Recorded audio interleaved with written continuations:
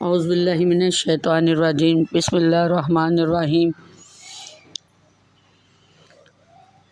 آپ کے لوگوں کی خدمت میں ایک دفعہ پھر حاضر ہوں سفر زندگی میں، چینل سفر زندگی میں۔ میں نے جو پہلا اپنی ویڈیو جو بھیجی تھی، تعارفی ویڈیو تھی میری کہ میں یہ کرنا چاہ رہی ہوں، میں اس کے اندر تو کچھ ماشاء 34-35 لوگوں نے اب تک دیکھی تھی، لیکن سبسکرائب 6 ہوئے۔ جہاں اتنے لوگوں نے دیکھی تھی تو وہاں سبسکرائب پہ بھی بٹن دبا دیا کریں۔ بہرحال آپ لوگوں سے میری درخواست تھی یہ ایک، اور جو سفر زندگی میں نے آج جو موضوع چنا ہے وہ چنا ہے میرا کرب۔ میرا کرب، میرا کرب کیا چیز ہے؟ کیا چیز ہے میرا کرب؟ آپ لوگ بھی سوچ رہے ہوں گے کیا چیز ہے۔ ساری زندگی انسان ناچیز ہی ہے۔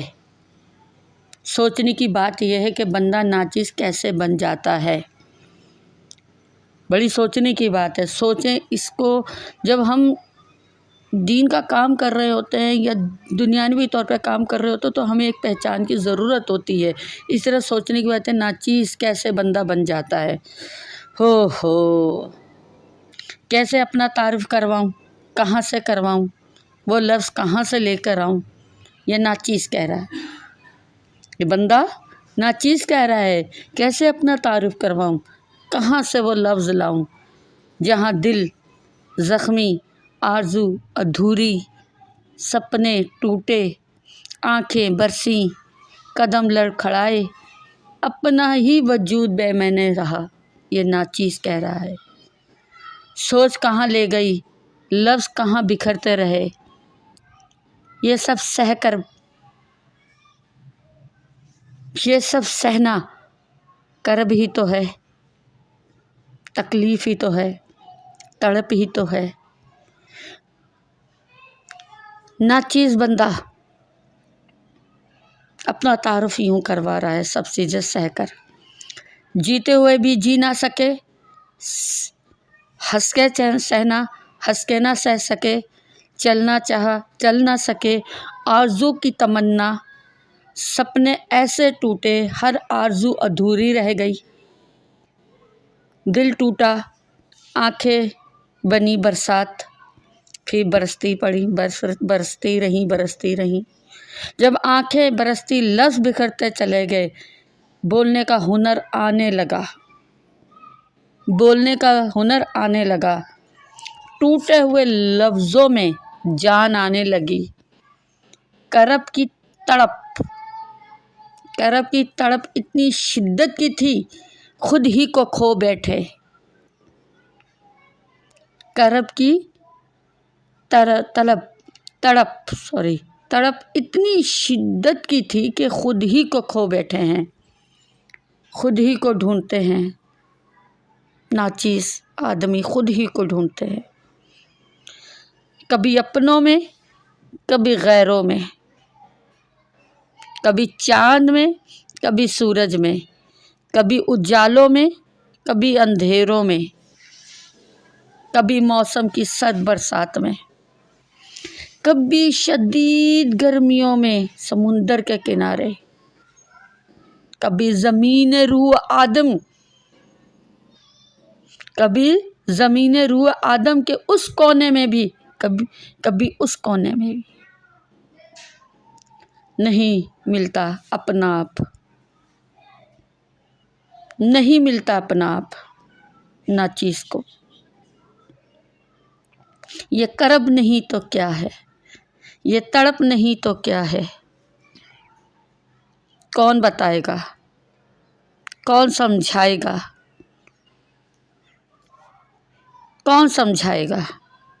ہے کوئی سمجھانے والا، یہ تکلیفوں سے نکالنے والا، اندھیروں سے اجالوں میں لانے والا، مشکلوں سے نکالنے والا، کرب کی تڑپ کو مٹانے والا، شدت کو کم کرنے والا کون ہے؟ کون سمجھائے گا؟ ہاں پھر یوں سمجھ میں آیا ناچیز کے ہاں پھر یوں سمجھ میں آیا ناچیز کے جیسے کوئی نہیں سمجھ سکا، جیسے کوئی نہیں سمجھ سکتا اور کوئی سمجھ بھی سکتا ہے۔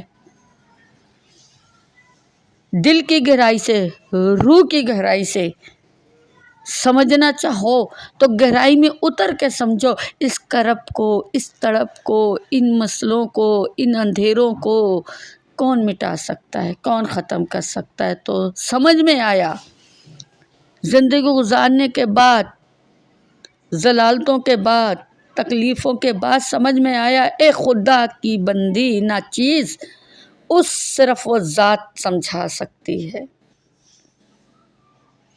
صرف وہ ذات سمجھا سکتی ہے جس کو ہم سجدہ کرتے ہیں، جس کو ہم سجدہ کرتے ہیں، سجدہ کرتے ہیں۔ وہ کرب کی تڑپ کو تسکین دیتی ہے، وہ کرب کی تڑپ کو تسکین دیتی ہے، وہ ذات صرف اور صرف میرے اللہ تعالیٰ کی ہے۔ وہ ذات، وہ روح سے نکلے، وہ دل کی گہرائیوں سے نکلے، وہ اندھیروں سے نکلے، جو ذات ہے وہ صرف میرے اللہ تعالیٰ کی ہے، اللہ تعالیٰ کی ہے۔